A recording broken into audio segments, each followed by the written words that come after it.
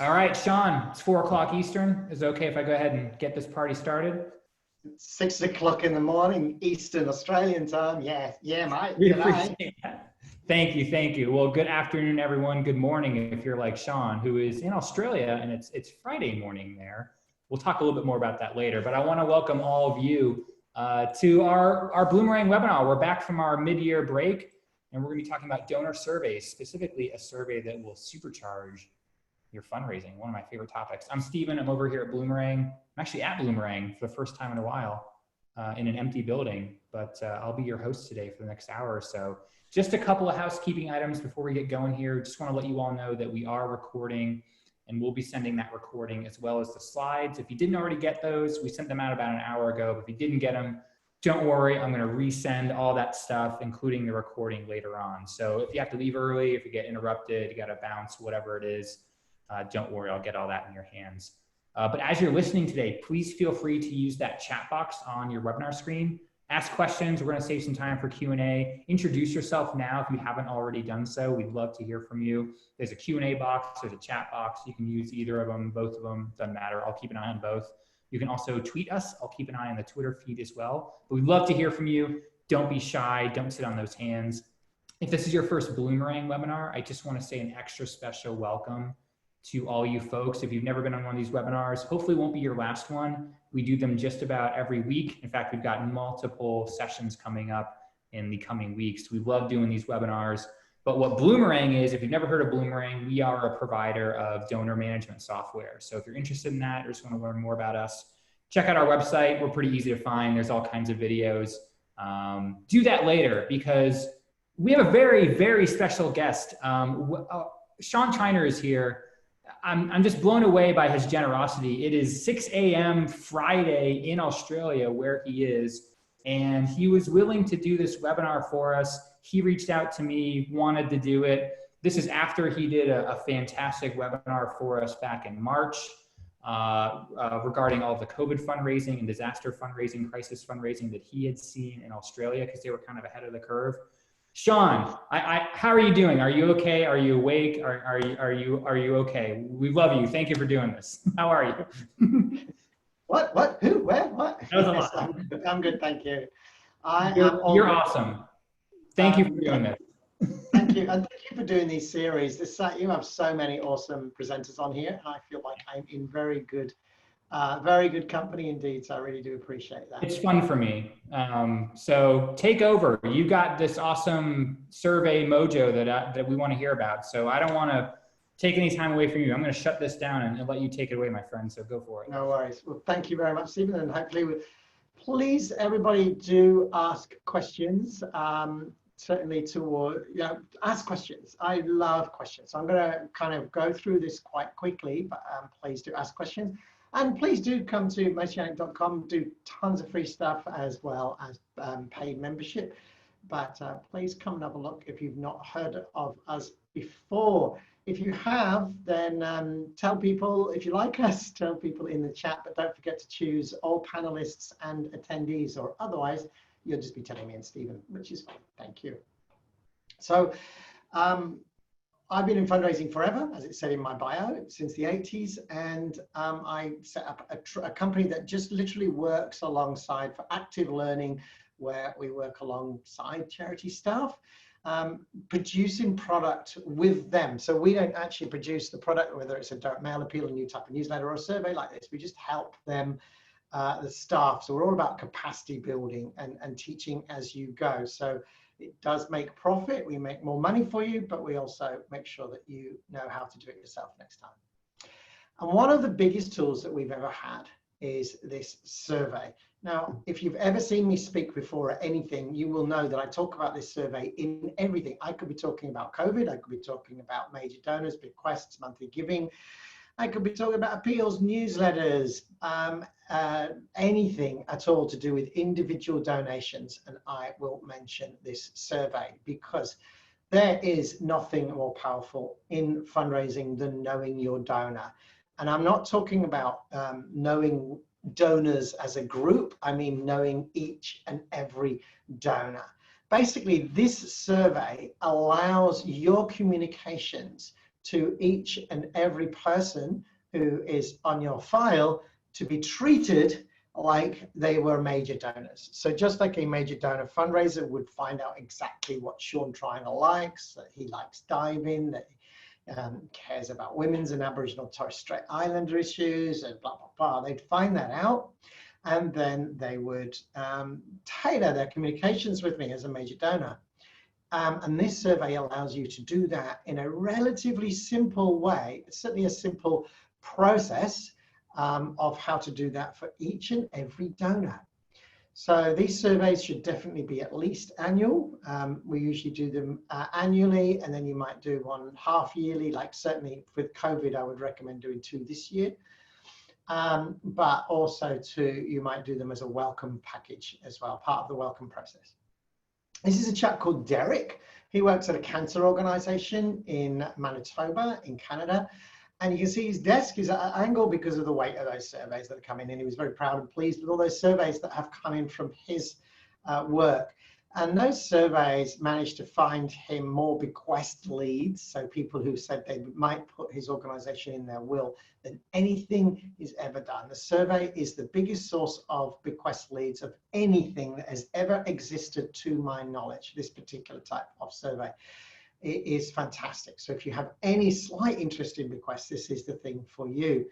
It is, in fact, I think if you think you have a bequest strategy or a legacy strategy and you don't have this survey, you do not have a legacy or bequest strategy, because there is nothing better than this.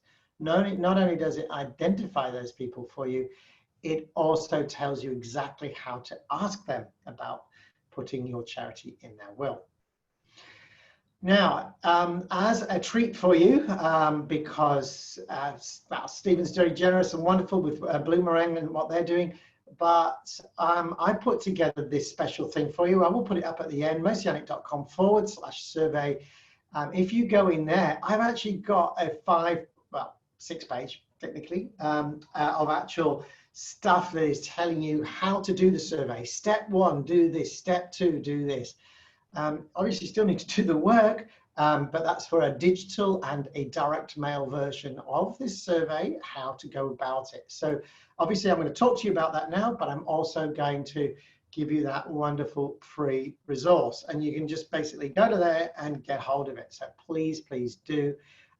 And Stephen at the end we'll put that into the chat and stuff. And when you write to people, Stephen, I think you'll send them that link, because that would be very useful.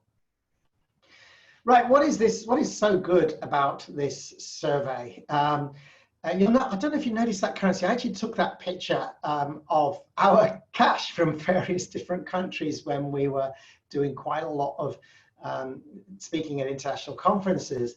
And what I found is that this survey works in every single country I've ever worked in, whether that's a Chinese-speaking country, Italian, English-speaking country, Spanish, anywhere. And one of the most successful ones recently was from UNHCR in Spain. So it is a really, really great tool.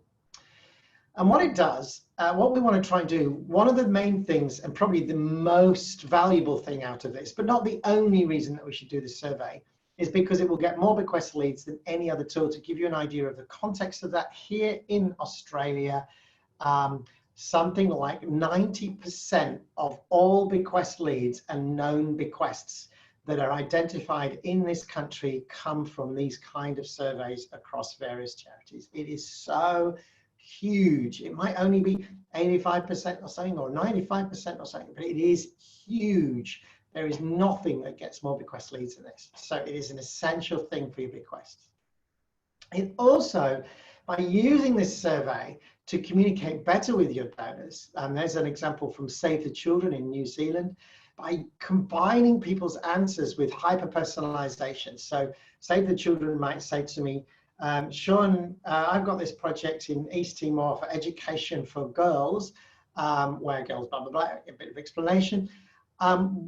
Why would you like this project to be a success? And it could be, the answers are things like, as a father of girls, as a woman myself, as a Christian, whatever those answers that I might tick there. And then when they write to me about that East Timor thing, they'll actually ask me and they'll say, hey, Sean, I remember you told me that you couldn't imagine a country where your kids couldn't get education like you can in Wyoming or wherever. So I thought you'd be interested in this letter. So you can imagine how that's going to boost the response to your campaigns. And this works really quickly. So if, for example, you were to put out a survey in August, then you would have answers in and be able to personalize your end of year appeal, and you would increase your revenue from your end of year appeal quite a bit. So particularly from your mid and major donors as well. So this is fantastic stuff. And my favorite win for that example, and this has worked really well, is to take that hyper-personalization, and we also ask people a question along the lines of, if I go back to the East Timor one, we might say, my best chance of making this campaign for education for girls in East Timor a success is if I get a very small group of donors to create a match fund, or a very small group of donors to give donations of $500 or $250 or $1,000 or more. And even if you just do $1,000, you'll find that you get more people that could give you $1,000 or $500, whatever the amount is, than you've ever had before. Again, you'll get, wow, you'll just suddenly get, for a charity with 3,000 donors, you might not be surprised to get 30 odd people saying, who've never done that before, yeah, I can give you $1,000 or more if you ask nicely. So that is a fantastic thing. And I found that one of the strongest asks for there, and the easiest ask, is to close that deal by asking somebody to be a match, to contribute to the match fund. So this is actually, so I'm sure most of you are familiar with match funds. You know, if you donate now, your donation will be doubled, or your $50 donation will be worth $100, that kind of stuff. So what we would be doing here is actually asking the donors to provide that fund. So our mid and major donors. That's worked so well. This is Aon. They did this in 2018, working with us. They were one of the first charities that I worked with in the US. As Mosianic is new, we only set it up a couple of years ago. And they worked with us on their survey. And as you can see, a huge impact, like 2.5 times their total revenue. That wasn't just the survey, but that was combining the survey with the answers to the survey into the end of year campaign. And in that period of time, 2.5 times revenue. That's not that unusual. It is a bit in that most of the people that we've worked with have come closer to double rather than 2.5 times, but still, that's pretty good. For really big organizations with huge revenues, like millions of dollars, we might be looking at a 20% increase in revenue if we basically use a survey, follow up on the mid-value, and ask people to be match funders. And then, of course, that next campaign is matched. It's a huge increase in revenue. And they're not unusual. This has worked, again, in Italy, in Netherlands, in Australia, New Zealand, Canada, and all over the United States. That was Aon's survey. They're affordable housing in Minneapolis, and they did really, really great stuff. So it works. I promise you it works, and it works fantastically.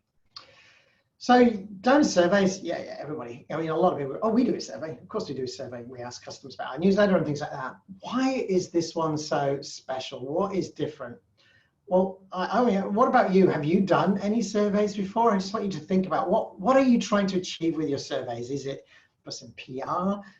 Are you trying to kind of work out that 40% of your donors have put you in their will or something like that? What are you trying to do with your survey? And that's important because this survey is probably quite different to what you would normally try to achieve with a survey. Why now? Why would you want to be doing a survey now? I mean, the highest priority for you now is, of course, to be getting out there with emergency campaigns. So every charity in this world should be doing emergency campaigns now, whether that's a financial crisis or a service crisis or whatever. There is a lot of fear all over the world in our community, the fundraising community, that we are in deep doodah charities, and indeed many are, and many organizations have already gone to the wall. There's a lot of mergers and acquisitions happening where larger charities are sort of absorbing smaller charities, which is a very, very smart strategy, a good thing. But we have seen a lot of charities down, but a lot of charities are up a lot on revenue. But we also have this really unknown future. We just don't know what's going to happen. If you're watching this as a recording ages away, I hope COVID wasn't too bad in the end, but we didn't know how bad or not it was going to be when we're recording this. So we need to be cautious. And what better thing to do to help us get through a genuine crisis than know our donors individually much better? So this again is not about knowing donors as a whole. This is about knowing each and every donor. So this is a very special type of survey. This is not at all a customer care survey or that sort of stuff. This is a very different type of survey, really, really focused. So this is one where we know what Cal cares about and what Cara and Carly and Catherine. I'm just reading some names off here. Kurt, Courtney, Daryl. It's about what you care about, Elizabeth, what you care about, Erica, and why you support this organization, Jamie and James. So that's what this sort of survey does. Now, you might have seen other types of surveys as well. It's not one of those. So, you know, like these disguised appeals, it's not real research. And the way to know whether a survey is this type of survey is, do you want to type in the answer to that question against that donor's record? If the answer is yes, then that's this kind of survey. If the answer is no, then that's probably not this kind of survey question. So it ain't quantitative research. This is not valid research. So you can't say that I just did this research and it tells me that 33% of my donors really care about this, because we're going to be more kind of, I don't want to use the word manipulative, but if you'd accept that writing a letter saying, please send $50 to help kids survive, and here's a picture of a kid who's in trouble or a puppy or whatever, that's what we do in marketing, in fundraising, right? We basically show people a need and ask them if they would be able to help. And what we're doing here, and what ruins this from being real quantitative research, is we're going to set questions up along the lines of, you know, that kids are suffering in East Timor, the girls can't get education. Is this something you care about? So we're actually sort of managing getting people to think about things in a different way. So it's definitely not quantitative research. Also, it's not customer feedback. We're not interested in how often they like our, how many mailings they want, or how often they think we should communicate, and that kind of stuff. It's much more than that. So just to check, do you need this? Hey, are you an organization that needs this? Really, below about 500 people, you probably know your donor. I would hope that you just know your donors anyway. You know the individual donors. When somebody comes in, you ring them, or you pop around to their house for a cup of tea. I mean, so if you have less than 500 donors, then you should have really, really high quality information about your individuals who donate anyway. But if you've got more than 500, then this is definitely a tool that you need. But you also need to really believe in using the answers to communicate with people, in stewarding, in actually respecting individuals and listening to what they say. I mean, that's what many people that talk about what is love about. And one of the things about love is mutual respect, listening, and understanding. You do need this tool if you want to get people in the will. There is nothing in the world that I know of that is more effective at finding new people to discuss, the right people to discuss with their wills. And also we can use it to increase your appeals income and getting more monthly givers. So if those are the case, then you need that. Now you might as well, if you don't currently raise money from individuals and don't have any plan to raise money from individuals, because you get all of your money from trusts and foundations or companies or something like that, then you don't need this survey at all. It's no good to you. Really, this survey is all about individuals who make gifts to your organization. I don't know if I mentioned this yet, Stephen. Bequest Bonanza. I think I will go on about this so much, because you don't have a bequest program unless you're doing this. Now, if you're not a bequest fundraiser, don't worry, it does lots of other things for you. This survey gets you bequests made your donors, it gets you monthly givers, it gets you increase in your direct mail income and your newsletter income. It makes you a cup of tea and gives you a shoulder massage after a tough day. This is the best tool in fundraising. I did exaggerate about the last two, about the tea and the massage, but anyway. Okay, and what we're trying to do again is get things so that we can get people and understand them. And the sort of results that you could get is this is a kind of thing. So this is for a medium-sized charity. They had about 12,000 donors as such who've given in the last 2 years, and a lot of other, or maybe about 10,000.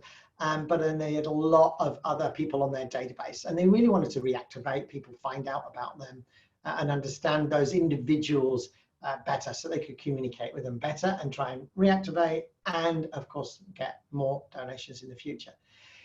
They sent it to 30,000 by email, and you can see they got 2,000 responses. Most from this charity were by mail, but that does vary depending on the type of charity and the quality of your email. If you email frequently, like twice a week normally, then you'll get a much bigger response to this. Whereas if you're only emailing once every 2 weeks or once a month, then like everything, your email program isn't very good. So you need to step up your email program, and then you'll find it would work better. Anyway, they got 120 people who told them that they'd already put them in their will. I mean, that's just amazing. That's huge money. And those were people that this charity's been doing bequest work for years and didn't know that. It's fantastic.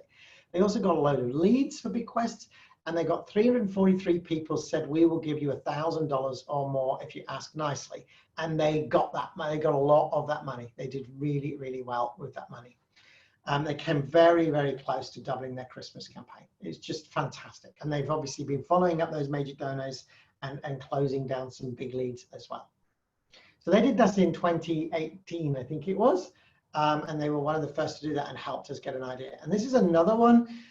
They were one of the first as well. This was in the United States, ADRA, Adventist Development Relief. They all have awesome donors anyway.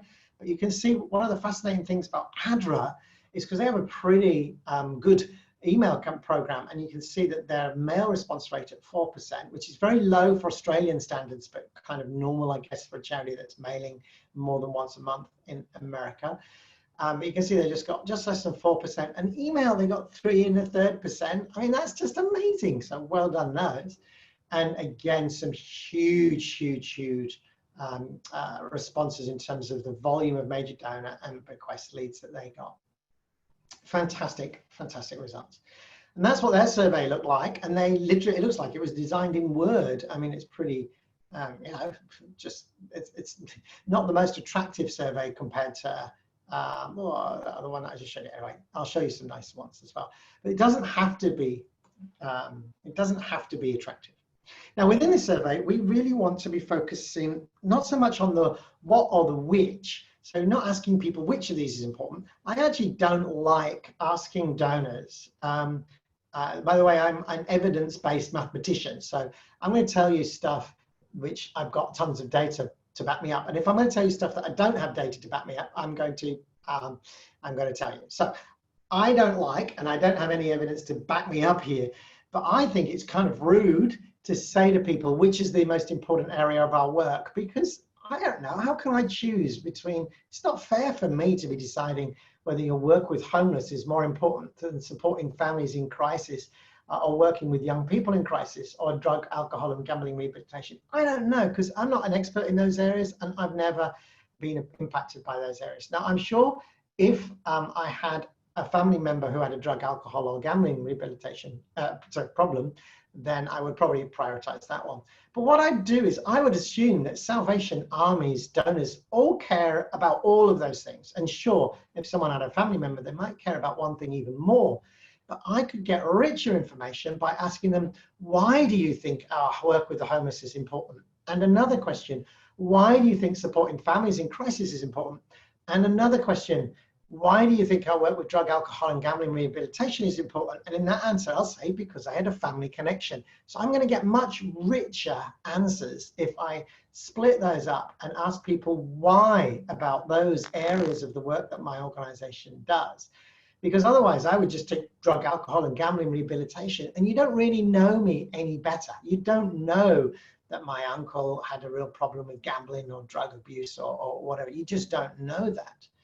So I much prefer those why questions. And this is one from Montana in the US, so Childbridge, Montana.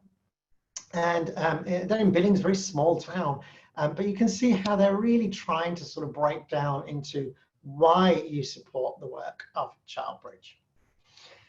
So here's another kind of case study of using that. So this is of how that all works. So the children in this one is in New Zealand, so a larger charity.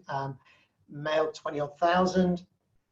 And they got a smaller volume of major donor and monthly giving leads, but they actually made a huge profit on their survey that they didn't expect. So often you would ask for money in your survey, and I have tested that a lot in the olden days, and we found that it never seemed to suppress response rate, and of course it raises more money than when you don't ask. So I would suggest that we do make an ask in the survey as well.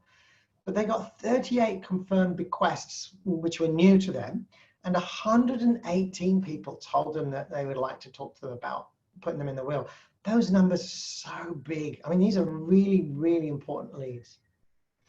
And what they did is they had a 4-page letter, because one of the things about thinking about surveys is that surveys are just a very large response form. One of the things that they had on there, they had their donation slip on the letter. I don't recommend doing that. I always recommend having the donation slip actually as part of the survey. So there's only one thing that you're asking the donor to return, and that is the survey, which has a donation form on it. But you can see a pretty full-on survey there. They've got a really nice letter telling you about this kid and his family, and telling you why it's so important that you complete the survey. Most of the ones that we're working on now, the Johnson box is very much around during these times around COVID. We need to know you. We need to know your views even more than ever before. We're worried about our future and things like that. So how might that work? So this is how that hyper-personalization that I've mentioned might before. So if it were possible to solve one problem for children, which one would you choose? I would give every starving child enough food to stop them suffering from hunger. And then when I'm doing my hunger campaign, I then have that note there. You told us in a recent survey that if you could solve one problem for children, you would. So this is very basic use of that kind of hyper-personalization. Really basic stuff, but it works really quite nicely. So that's quite important to us. And what we can do as well is, as we're moving on year, another smart thing, it looks like the same question from Save the Children. But because they do this every year, they've got people who've already told them. So here, this is the question in general, which is just basically, would you be interested, or have you already put us in the will? This is for people who ticked that they might do, or they're considering. So it says, I am still considering. So it says, it's basically referring, you have told us in the past that you were considering leaving. So this is actually part of their ongoing communications year after year, and chasing people with slightly different bequest questions. So they're just moving that question on. Very, very smart, really clever stuff, and making sure that we get those answers. And the reason that this is so important is because we don't want this survey to be just a one-off, which does often happen. Like you get a champion, someone who's at this webinar who goes, oh yeah, I need to do one of these. And then you might leave, or the other stuff come along and you don't do it every year. Or you do the survey and you don't follow the leads up properly. And then you go, oh yeah, we did one of those surveys, but we never followed the leads up properly. There's no excuse for that. There really is no excuse for that. It is an inexcusable thing. I did a survey and I got loads of people told me they'd give me really large major donations, and I never followed them up. I mean, what on earth was it that you were doing that was somehow more important than following people up who said they'd give you a high value donation? Or the same for bequests. All these people said they'd put us in their will and I never followed it up. Or all these people that gave me really rich hyper-personalization data that I never mail merged into a letter in the future. Like, what was more important than doing that? And it does work year after year after year. And we just need to keep getting this survey out, basically asking them these questions every year. A couple of reasons. One of the reasons is it's profitable and it'll help you boost all of your upcoming campaigns. It'll get you more bequests and major donor leads right now. And the other reason is that after, say, 5 years, if you've been doing this annually, you might have, for a typical, I'm going to pick on an American charity. For an American charity, usually gets, say, 5 or 6% response from its direct mail to its house file. Then after 5 years, I might expect to have maybe 20% of, or probably 25% of all of my current multi-donors having completed a survey. Whereas if I did them every other year, I'd maybe have 10%. So it is as simple as that. You've got a lot more personalization that you can build with if you do it every year. There are a few charities, very few, who do manage to sneak 2 of these a year. They might do one in January and February, and they might do one in July and August, for example. I think that's really smart, really, really smart. But those are really, I mean, for a charity to do that, they really are on top of their game and really joining all of the dots around communications. They have genuine donor-led communication programs that are so well integrated that they think, you know what, we should keep updating the data that we have on our donors so that we can constantly be communicating with them about the most relevant thing to them in this moment. And that is truly amazing. And I'm sure you can see why. And here we have an example of a charity who's like mailed in 2018 and then mailed in 2019. And you'll see a lot of the numbers decline. 69 major donor leads went down to 23, although they got 253 maybes. I think they might have recorded them differently then. But you will see that first one is usually your best one, particularly with bequests. So this one got 38 confirmed bequests, which went down to 25. And they got 118 leads, and then they got down to 50. But you go, oh, well, that's nowhere near as good. But this is still brilliant. I mean, you would have been very happy with the 2019 results. So the danger is that the charity in 2020 goes, oh, it wasn't as good, so we maybe won't do it this year. That's not the right answer. It's just that your first one that you ever do is going to be the best one ever, because it's the first time you have genuinely asked donors in this one-to-one way. You've never done it before. So you're going to find people that you've never found before. And then in the future, they're going to say yes again, of course, but you're going to get fewer new people unless you're bringing in loads of new donors every year.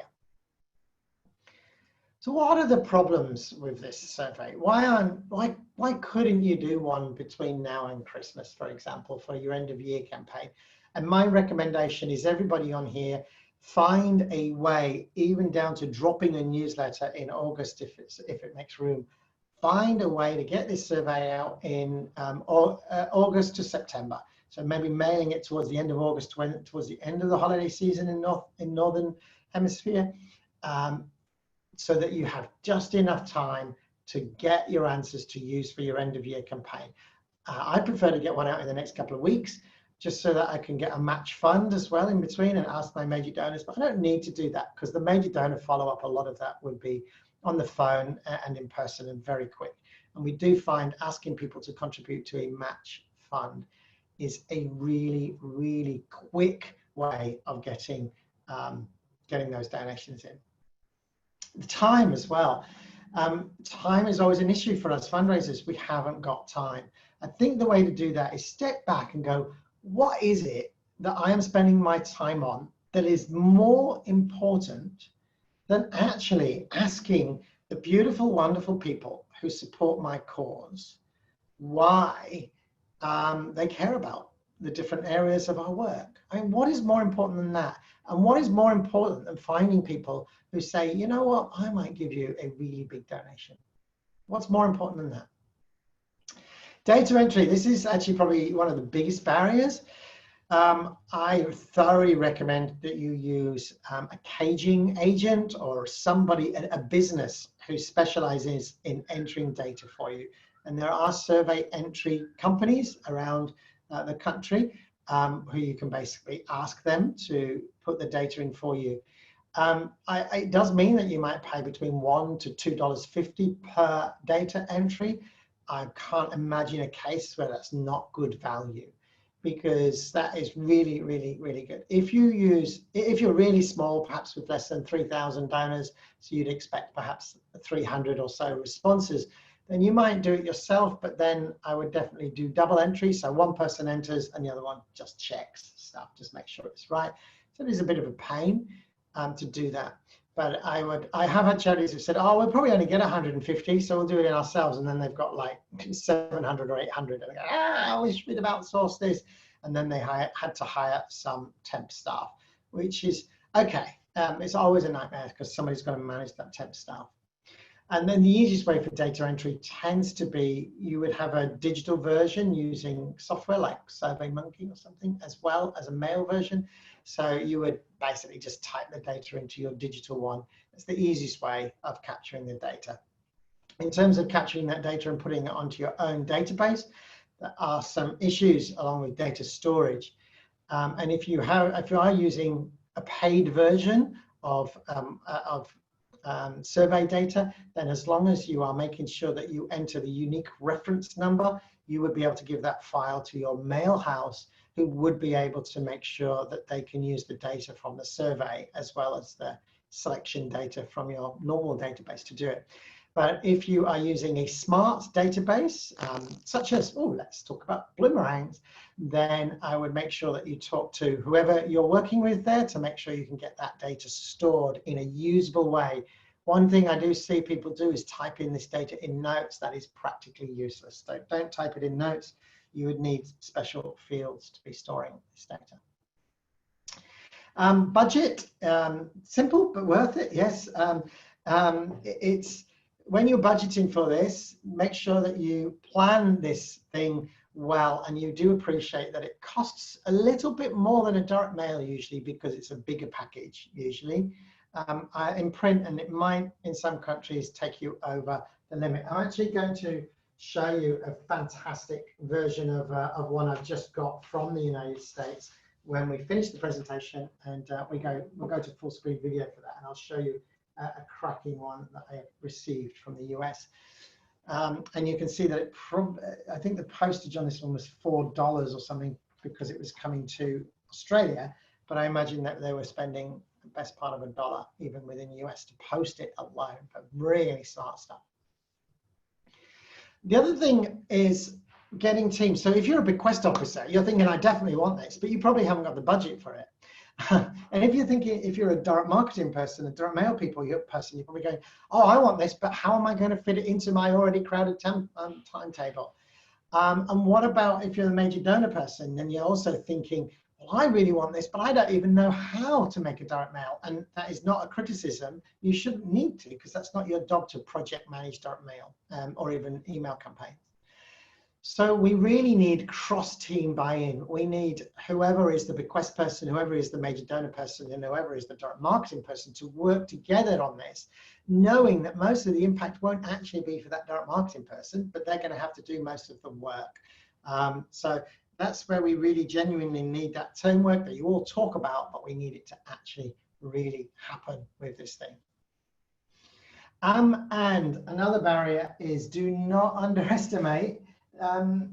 You might think, oh, well, we won't get that many responses, and then you go and get far too many responses, and you're like, ah. And then I have heard people say, we didn't do a survey every year because we had too many major donor leads. Oh my gosh, just put that in context. Just think about how completely insane it is that you're saying we don't do a survey every year because we don't have enough resources to follow up people saying, I want to give you more money. But you genuinely will hear that from people. And you're like, what? And the fundraiser is almost crying because they say, I know, Sean, I know, but I can't get the boss to give me more resources.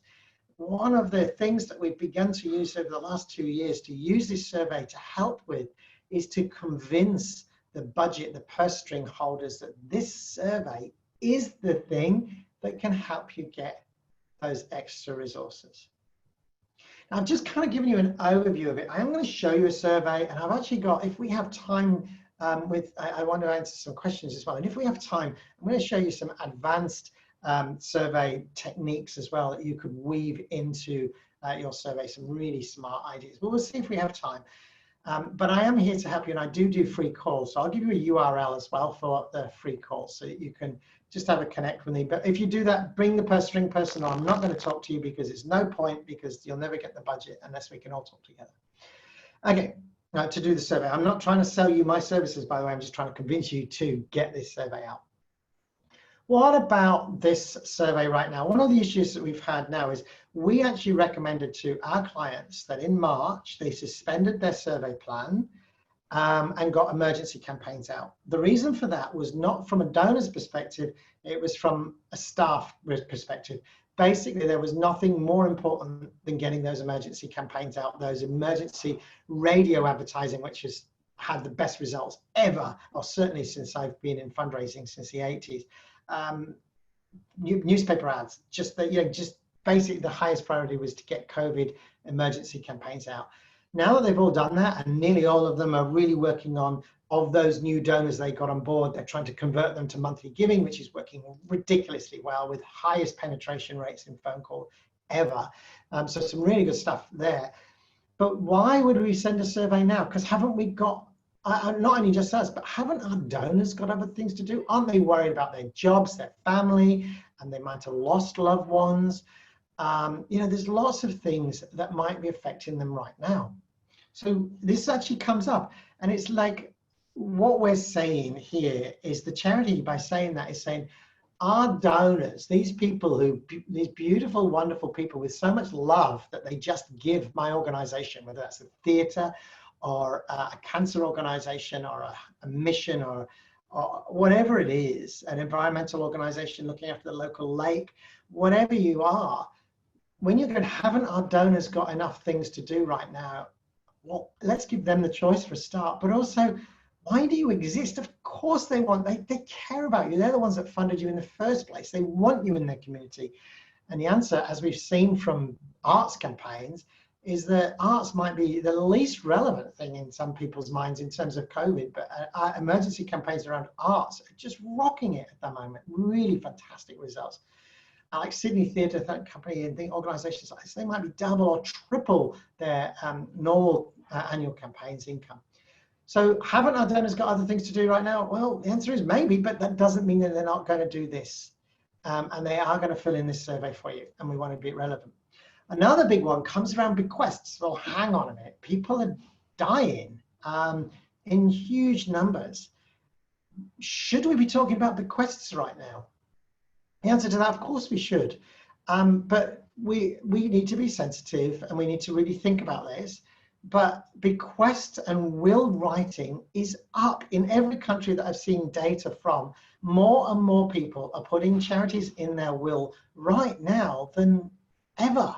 I mean, bequests, you know, people putting charities in their will has been on a general gradual increase. But in the United Kingdom, they reported it's up 30% in that first few months. In March, April, and May, it was up 30% to normal. This is huge. So yes, we should be talking about bequests because we have a responsibility to do that.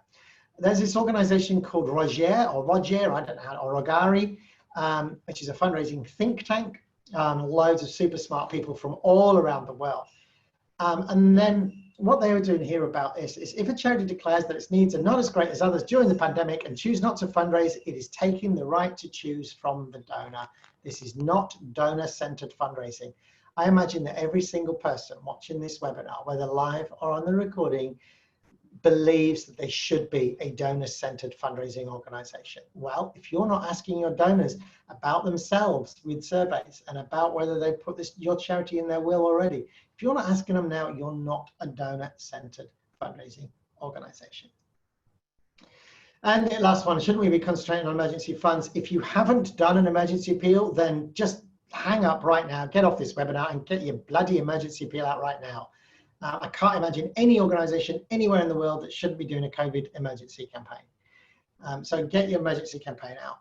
But if you've done that already, or you promise to do that immediately after this webinar, and don't hang up yet, and make sure that you do this survey a little bit later. I would say that yes, your emergency campaign, if you haven't done it already, is a higher priority, but this will help you survive. The survey is the most powerful tool. It will help you survive.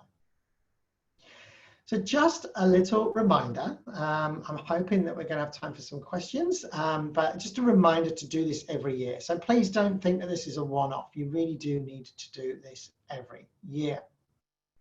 In terms of what next, well, the next thing to do is you want to decide on who your champion is going to be. It's a team product, as in you've got to produce this across your organization, really. They're never any good if just the bequest manager works on it or just the major donor, but sometimes they do it because they give up and they just do it themselves because they couldn't get the direct marketing people to do it. If you're a small organization and you are the major donor bequest and major donor bequest and direct marketing person, hey, stop complaining about it. You got the biggest advantage ever. You don't need to argue with the other two about getting this thing out. But basically, even though it's a multi-team thing, you really do need to work out who's in charge and who's going to be held to account and when it's going to go. And late August, September, if you're watching this live in early July, is about the right time to get this out. It takes about as long as a normal direct mail appeal to pull together. I'm just going to give you that little reminder. Please visit that now, write it down or visit it right now, but go there and download the actual very, very useful step-by-step guide. And as I said before, I am happy to do a free yarn with that URL there. So www.moc.cool/Sean-let's catch up. If you just use that link, I'm very happy. It's not like timeshare or something.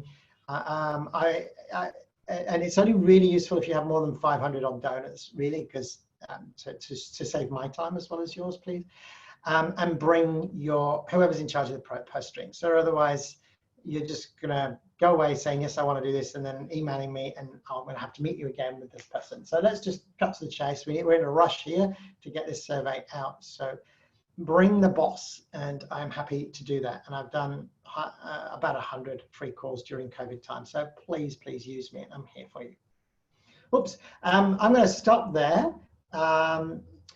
with video only, because I do want to show you this awesome video survey. Hey, Stephen. Thank you, sir. And then hopefully we've got some questions. Look at this. Okay, Stephen. By the way, if you're in speaker view or camera view, hopefully you can see this. But this is a survey from US. And by the way, Americans, you're really tight at envelopes. You always try to do everything cheap. This is an advantage of trying not to do this. So $4.37 it costs to post to me. I don't know how much that would be in the US. Would it be about $1, a full letter size envelope with a package like this? I'm guessing it wouldn't be that cheap. And what they've done, they've surveyed, they have a 4-page 5-puppy pack. Puppies, great. If you work with a charity without puppies, find excuses of putting puppies in there. Like with homeless, have dogs in pictures. It really does work. If you work with cancer and you have somebody who's got cancer, get a dog in the picture. It really does help. I'm not joking. So we got the 4-page letter. How cute is that? That's for the assistant's dog.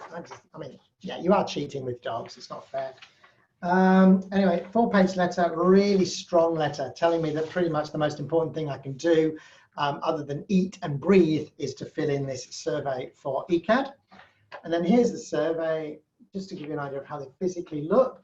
This is an 8-pager. I like 6, but 8 pages is good. So you've got another letter on the front, which is really important, explaining how you'll use it with data privacy and things like that. And then we've got the questions, really big font, because average age of a direct mail responsive donor is 72. Big font, really easy to complete. Ticking all the boxes. We got a puppy and a kitten. They do a lot of PTSD dogs, so we've got our wonderful vet. And then we have, more questions. And then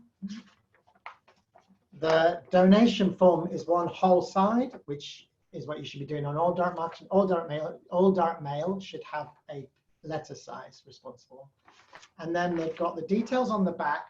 And what they've done is they've pre-filled all my details. And when they haven't done it, they've said, is this your correct mobile number? 1, 2, 3, 4, 5, 6, 7, 8, 9. And people are much more likely to correct that than fill in a blank. There you go. One of the little cheats that a few charities have done is so that they'd say to you, Stephen, is this your email address? Stephen@gmail.com. And of course you'd say no. And you would put your correct email address and a return letter. So that's a cracking example. I do have some more advanced, but I thought we might have some questions, Stephen. How are we doing for time? We got probably about 10 minutes. Sean, that was awesome. You were so generous. I don't know that if people appreciate the fact that they're on a free webinar with Sean Triner right now. I just want to impart that on everyone. He's so awesome. Stop it. He wanted to do this at 6 a.m. his time. And also, Sean doesn't make a big deal about this, but I want to brag on him real quick. He's a volunteer firefighter, folks, and he lives in Australia, and they had big wildfires there. So that's the kind of caliber person that he is. So I'm assuming everyone really enjoyed this because I was just loving it. I love surveys, so I was just everything here like this. So, Sean, you're awesome. Got some questions. I've bottled it up a bit. I mean, because I do a full day, as you'd imagine, masterclass on these surveys. I love them so much. Yeah, you crammed it in there, but that was nice. That was really good. A lot of people, Sean, are asking print versus digital. Have you seen differences in maybe response rates in terms of the format? Oh, yes. So the answer to that is that nearly always mail is going to get a better response than email, but of course costs more. And so this comes down to that scale. What does your organization want to do?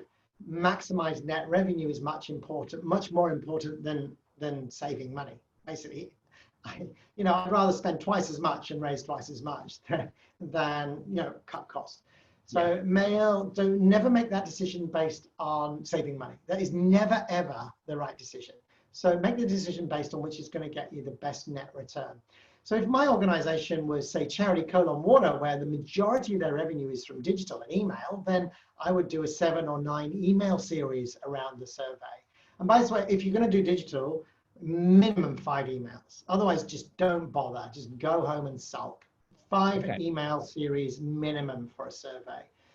Whereas if you're going to do mail and email, which is the very best way to go, so I would take everyone in my database who has ever been mail responsive, and I would send them the mail version, or not ever, perhaps in the last 2 years. So I might choose to go further because it is a good reactivation tool, but I know that someone who hasn't donated for 2 years is very unlikely to respond, but it could help me reactivate them. So if I was doing a normal direct mail appeal, I would, normally I would include that group to try and reactivate it, and then I would reactivate them on this one. But I would send the mail to them, but I would also send for everyone who has got a mailing address, I send on, if I've got their email, I would send them the 5 email series as well, slightly different.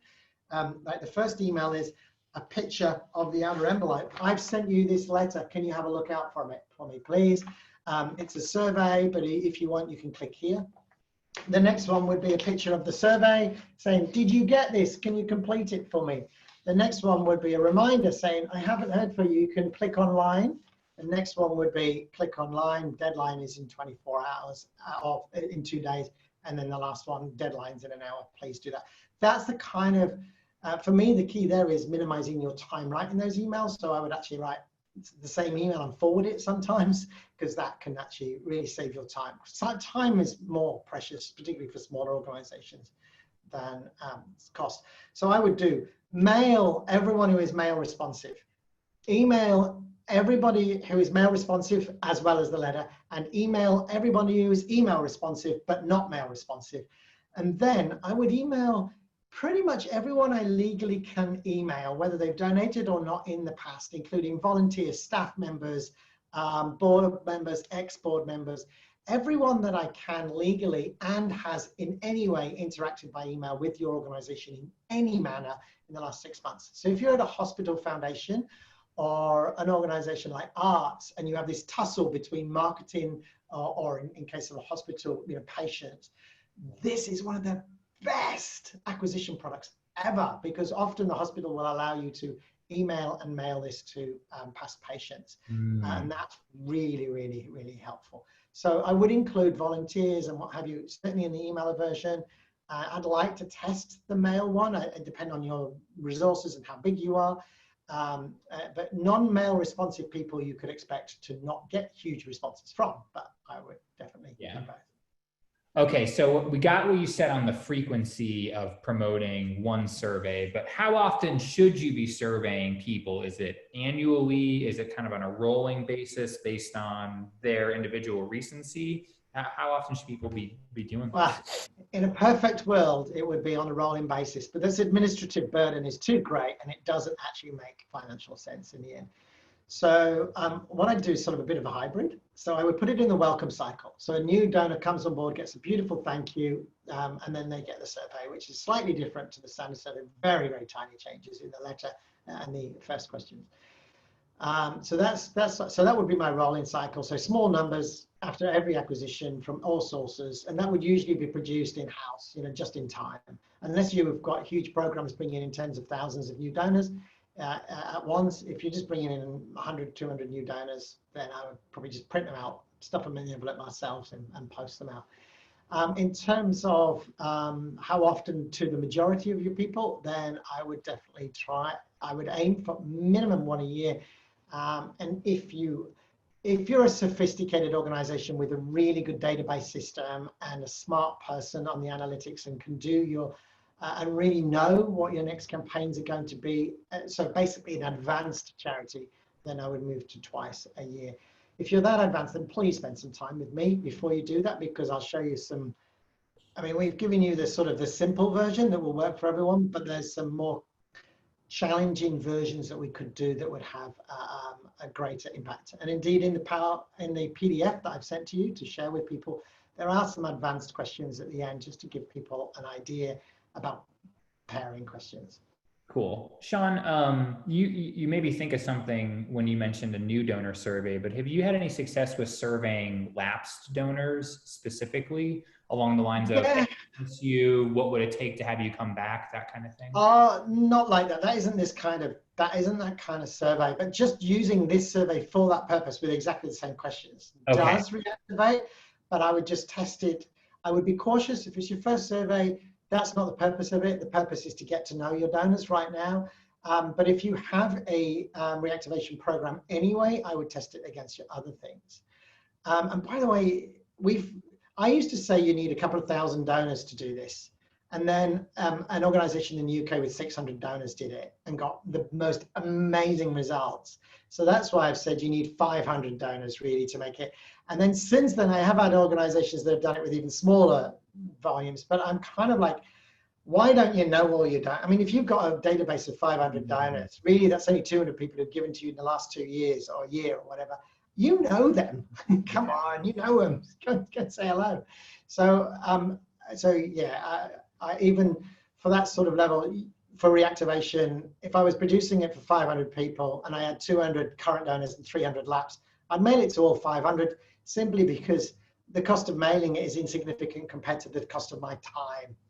Yeah. Really, the time is the bigger cost there. That makes sense. Is there a point where you might want to segment it, maybe based on like monthly donors? Oh yeah.